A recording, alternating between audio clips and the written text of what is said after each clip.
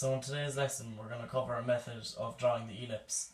So previously in lessons in drawing the ellipse you would have covered two methods, the rectangular method and the circular method. And in the last lesson we covered the parabola using the eccentricity method, and today we're going to cover the ellipse. So in last week's lesson we covered the eccentricity line, and as you see in a parabola the eccentricity line had a scale of 1:1. So what that meant was when the eccentricity line was coming out here, the distance from the axis up to the eccentricity was 1, and the distance from the axis to the directrix was 1. So they're the same distance. So it's different to the ellipse. For the ellipse, it's going to be less than 1, and the reason so is that the eccentricity line regulates the shape of a surface. So the first thing we're going to do is find the eccentricity line for an ellipse. So as it is less than 1, we're going to do it at a scale of 2:3. So along our axis mark 30 millimeters, and then up vertically and parallel to the directrix we're going to go up a distance of 2. So there you are. So that's a point on your eccentricity line, and it's also going to be a point on your ellipse. So the next stage to do is actually draw the eccentricity line. So we're going to link it between where the axis and directrix meet, and draw past that up the sheet, and that's going to be a point on your eccentricity line. And you've also found that's one point on your ellipse. So vertically down from that, that's going to be your focus or your focal point. So the next stage in drawing the ellipse is to find the two vertices, and you can do this by the same method as you found in the parabola. So you draw it at a 45-degree angle up to the eccentricity line and bring it back down towards the axis parallel to the directrix. So that's our first vertex, and this will be our second vertex, so you go to the right hand side this time. So there are your two vertices. So you already have 3 points on the ellipse now.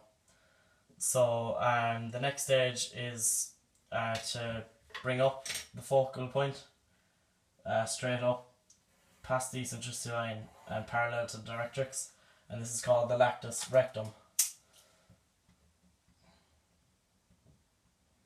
And this is used as a reference to find all the other points on the ellipse. So the next stage is that we'll divide the line between the two vertices up to the eccentricity line. So it doesn't matter, just any random distance, as long as you have equal spacing between them. So we're just going to do 2 more. One between the vertex and the focal point. So the next thing we'll do is join where these points meet the eccentricity line. So we have here 1, 2, 3, 4, 5 and 6 points on the eccentricity line. So the next stage we'll do is bring it back onto this last rectum, and then we'll use a compass and swing down to find the points on our ellipse. So I'll just bring this one to the right and all the further ones to the left to the last rectum.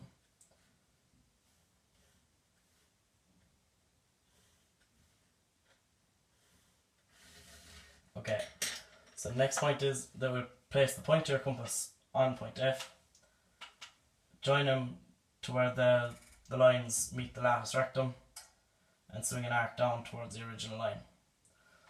So now we have 1 point on the ellipse found between the vertex and the focal point. So the next point, bring it up to the line and carry it back down again. So as you can see, that's going to be very close to the eccentricity line, as it's very close to the focal point, which is the same distance. And again, carry up to the focal point and swing down, and we'll repeat this process for the rest of the points. So just swing it down to where it meets the line.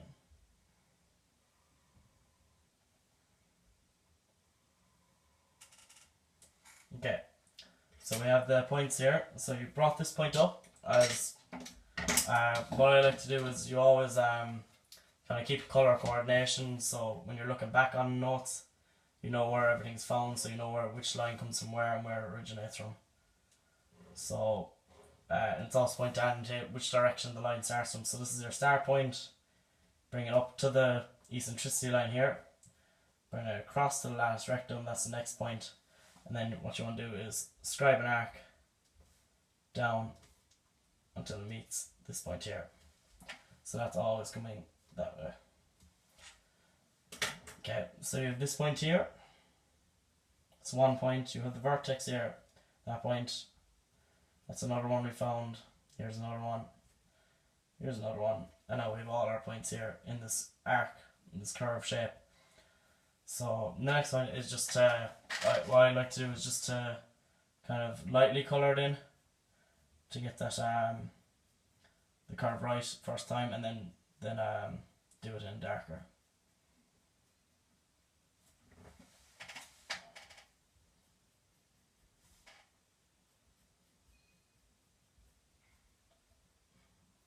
So as you can see here, you have the outline of your ellipse, and so the next stage in drawing the ellipse is to just mirror it along the x-axis.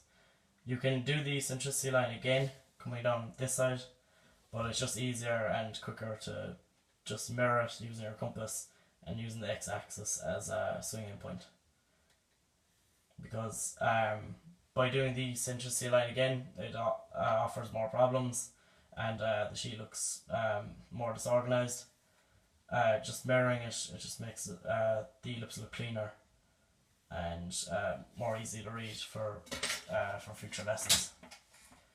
So the next one is you place your point on the axis up to where the point is on the ellipse, and swing it around. And we'll do that with all our points.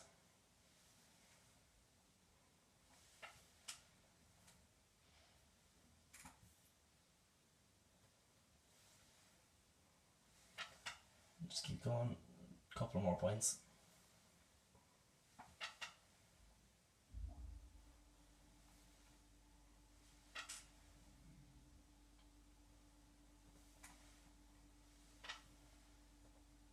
And last point.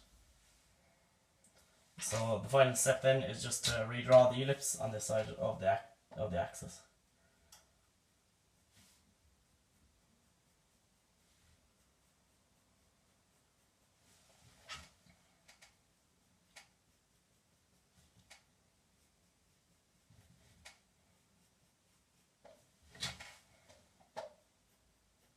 Okay, that's it there. That's our ellipse construction method using the eccentricity line.